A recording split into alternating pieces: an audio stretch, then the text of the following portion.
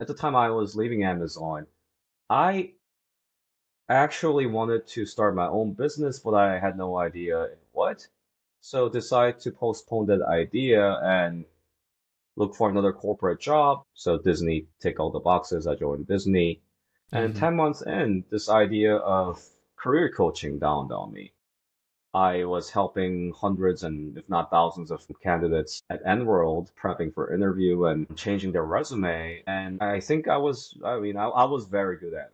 So why not turn that into a business? I've done internal recruitment. I was even in HR space for several years. So I know how to get people in. I know how companies hire.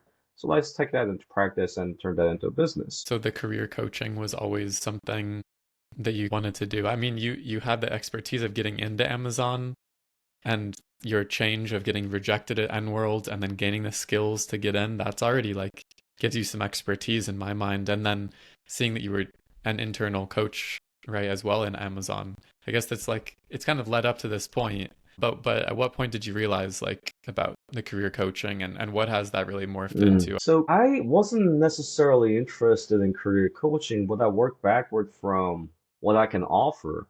So if I were Mm, to quit my job today, what would people pay me to do for them? And mm-hmm, career coaching was the idea. mm, I knew there was a demand based on the reaction or engagement to the post I did about something that's related to working and living in Japan. And if you mm. look anywhere on social media, I mean, people love Japan. So Oh yeah. and that thought was right because after I shifted directions, I wrote this book called Three Ways to Land Your First Job in Japan. Within 2 weeks or 16 days to be precise of starting to post on social media, LinkedIn mainly, to gather a potential audience. I got over 1,200 downloads in 16 days, and then eventually over 2,000, a very quick pace, I think over a little bit over a month or a month and a Wow. half. So that kind of showed me that, wow, this is a place where people are interested in. And I could, talking to these people, I see myself from 14 years ago, that younger me who was eager and dying to come to Japan, that Japan, looked all rosy and peachy. And these people radiate the same energy that I used to have, which I kind of don't have anymore because Japan's my home. It's been 14 years. I don't think I'm gonna wake up every morning like be super excited to be in Tokyo because that is where I belong. That is where Tokyo is my home. So yeah, that really gives me a lot of energy, and that's what I enjoy. Nice. Yeah. I mean, you could still wake up excited to be in Tokyo. It's pretty cool. It's a pretty cool place. But I mean, not as much as my early days. Yeah, I know what you mean. You kind of idealistic in some ways. You don't see all the rats that are actually running around and things like that, which I just noticed recently. But anyway, tell us more. Like, what are you doing to help people? You mentioned the ebook, Help Three Ways to Land Your First Job in Japan. But what exactly are you doing? What is the business? Sure, it's a twofold. One is I teach early career professionals, usually people with between 3 to 10 years of experience in the professional world full time and from an English speaking country to land their first job, either with one of the three ways. One to one coaching, two, group webinar, three, online course where the material is pre recorded and you get to view and proceed at your own pace in learning how to look for companies that would hire non-fluent Japanese speakers and how to build relationships with them beyond just looking for job listings and clicking on them mindlessly until you run out of jobs to apply for, and how to maximize the conversion from the initial contact to actually having the conversation. So, in other words, sending the resume or application to interview, and then the most importantly, from interview to job offer, so they can secure their first job in Japan. That's one part. And then the second part is I work with several internship placement companies. So these are companies that help university students, mostly from English speaking countries like US, Australia, and also Europe, to have an internship, whether it's during the summer or throughout the year, in different locations around the world. So they work with different companies and introduce interns who would be interning there. And I work as a career coach for them. So I run their career workshops in groups, in person in Tokyo, and also one-to-one coaching for the interns through them. So those are two parts of my business. Wow, I didn't know about that second part, but that's very interesting. And I realized that what you are offering in terms of maybe that one-on-one coaching and I guess the ebook as well as the course itself, they're all geared towards people that want to get a job in Japan that are English speakers. And it also overlaps a little bit with the people maybe that are listening to this podcast that are wondering what else is out there besides English teaching and recruitment.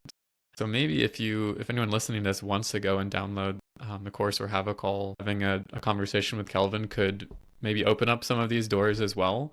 I, I'm curious, like just to pick your brain a little bit on this, to the audience who's listening. Obviously, like you're an example of someone who left the industry and is doing something a little bit different. But something I get asked a lot of time, and the whole basis for this program, this series, is to show people the options. Do you have an idea, like just roughly, of what kind of things are out there besides recruitment and English teaching for someone to get into? Is there much to say, or is it kind of bleak, in your opinion? And maybe it's Oh, different not as wow. a first job, right? Because But this I guess is, the question is, does this person speak Japanese? hmm. So that's I going to guess be a if the big question. right, because if the answer is yes, then you could technically do anything that a Japanese person can do if their Japanese is that fluent, right? Hmm. So Whereas, sales, you could do so I'm marketing. guessing your question, the premise or the notion here is that the assumption here is that this person doesn't speak Japanese and is a recruiter. What's out there for him or her after recruitment? Would that be a right way to look at the question? Yeah, I mean, there's probably some people that do speak Japanese, and then, but I think there's a lot less options probably if you don't. So I guess the first thing is if Gotcha, you're in gotcha. recruitment right now, then study Japanese and your doors will open a lot more. But is there anything out there, do you think, for people that don't speak Japanese and yeah, Well, on I that guess I'm side? gonna address both. So if someone speaks Japanese and they've been in recruitment for some time, easiest way to transition out of that is to first internally transfer within the recruitment firm to a back office role or an HR role, whether it's Mm, say L&D or if there is I don't think I don't think I've ever seen HRBPs at recruitment agencies, so I don't think it's there, but mm, something else and leverage that to get into whatever that role is. So if it's mm, L&D, then go L&D in-house, which I've seen many of my ex-colleagues do. Someone went to Adobe, someone went to EY, in L&D, and these people all started as recruiters. Now they are fully bilingual in English and Japanese. That's mm, one route. Or simply go become an internal recruiter or talent acquisition and see where things lead from there. That also would require Japanese in most cases. Now, for non-Japanese speakers, I don't know, just because became an entrepreneur, just seems like a better, I mean, more flexible option than other things out.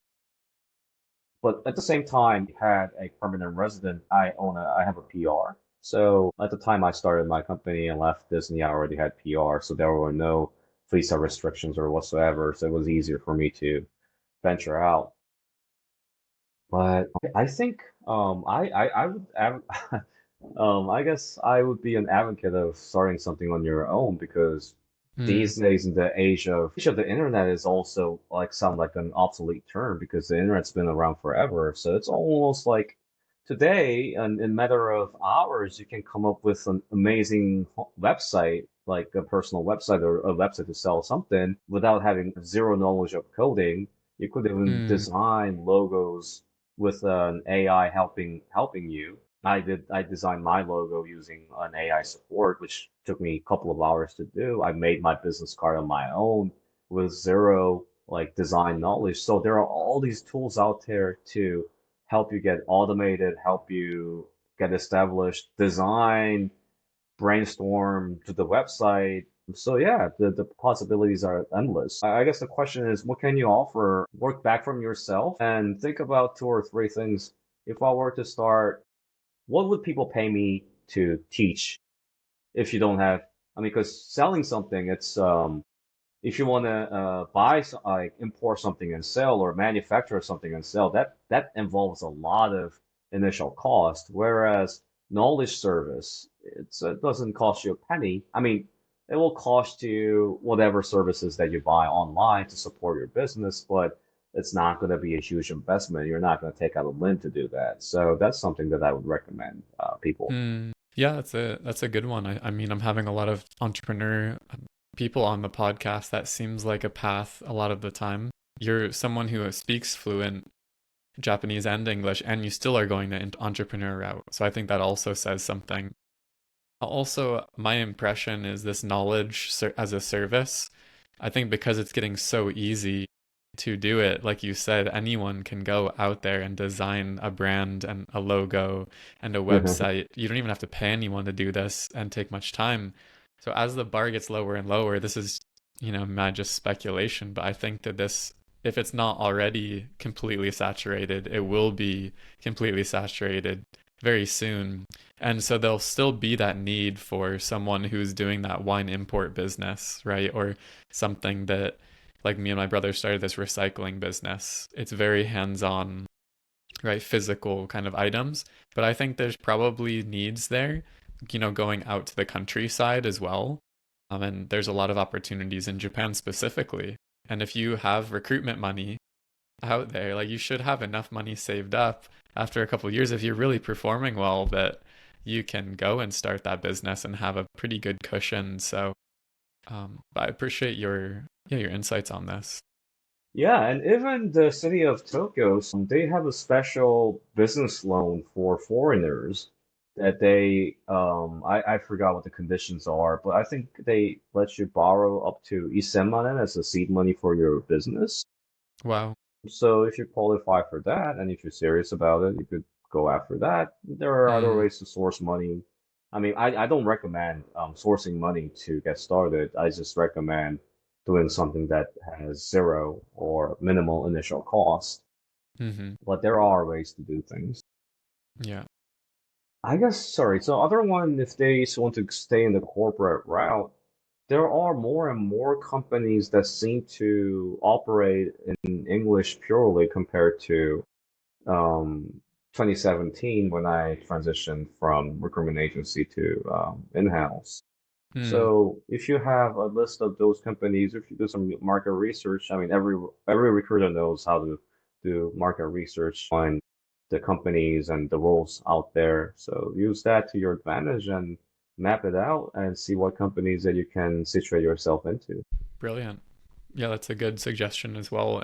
If you're a recruiter and you're really going all in and learning these skills, you should have not too much of an issue to find that next job, I think, right? With the interview process, etc. If you're not getting those skills internally, then there probably is a problem. Maybe you want to change agencies or talk to someone to give you those skills. But you should be gaining all of this knowledge and hopefully the confidence and the money as well, right? To kind of set you up for that next career. But Absolutely. brilliant stuff, Kelvin. Thank you for sharing your insights. It's been great to speak with you. Do you have any other, I guess, advice for young recruiters out there? Anything else that you wanted to share? If I have one, I guess one question that you want to ask yourself is, because a lot of people who stay in recruitment for a long time, they don't necessarily seem to be in love with their job, but they just seem to be not be able to get out of it because of the monetary benefits the job offers. So once you're in the habit of maintaining a certain lifestyle with very high paycheck, you're kind of situating yourself in a way that you live for that paycheck, and Hmm. recruitment is the only way to maintain that lifestyle in a lot of recruiters' mind who are doing exceptionally well in their job.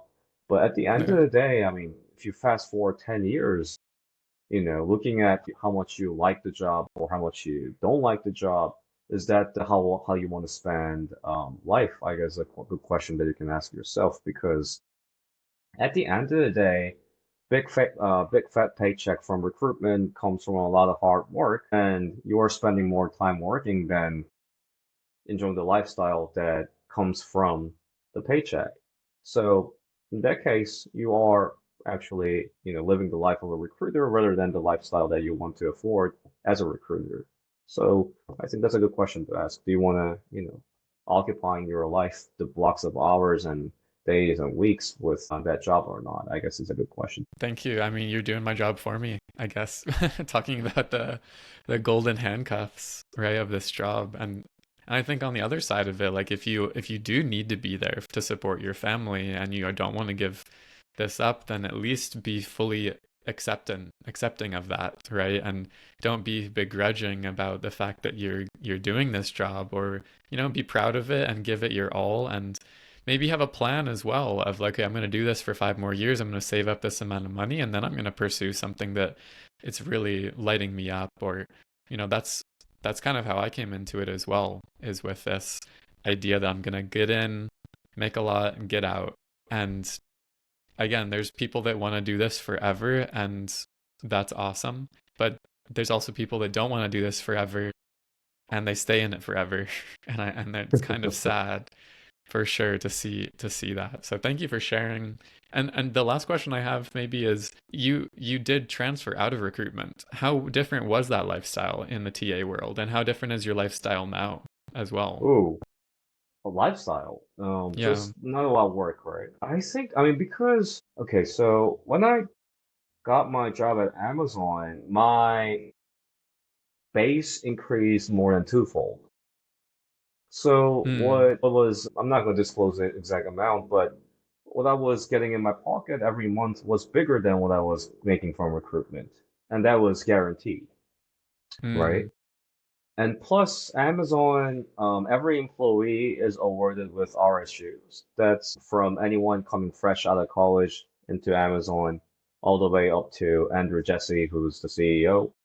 RSU is And like a stock. restricted stock units. So these Hmm. are, it gets too technical when I Yeah. explain it, but But you get some stock I basically. get, I get stocks, yes. And Amazon stock price skyrocketed after I joined. So I Wow. was making, I think, very decent money, decent money. Hmm. So lifestyle wise, I think it got better after going into Amazon because I wasn't working over weekends. There were times where I had to really put in the hours, not in talent acquisition, but when I transitioned to talent management. So this was HR role when I was working on some time sensitive projects. But there weren't times where I was sweating, thinking I need to close this deal to have my paycheck come in. So less stress, more time, more stability mentally and financially. Hmm. And it worked out better. And how about now? How much work are you putting in versus lifestyle? Are you trading it now for that future? And if you are, then that's cool. Like, I know you're building the business, but what's it like at being an entrepreneur? So I guess entrepreneurship, it's like work is play. You're doing what you enjoy. So it's tough to say I'm putting in the work, but just doing what I want to Hmm. do. Hmm. So when people ask me how hard is it, I guess the stability is the worst out of all the, I was Mm-hmm. working a job that's low on base pay, high on incentive, high on Hmm. base pay and additional bonus, and now basically there is no payday on a holiday, Hmm. right? Every day you don't work, you don't get paid for is what I do now.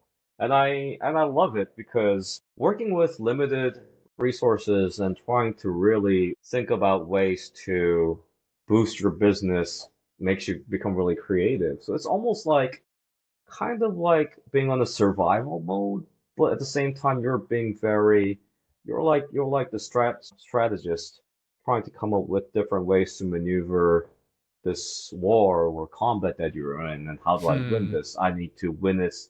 How do I beat this enemy right in front of me, like right now? What are some of the ways I can do it in the next 2 minutes or five days or these things? The restrictions on time and other things, makes you get really creative. And I actually really like about that about my current job, Hmm. my lifestyle, I guess. Yeah. Yeah, I like how you said it's a lot of fun, but also you're like a warlord, plotting how to build this.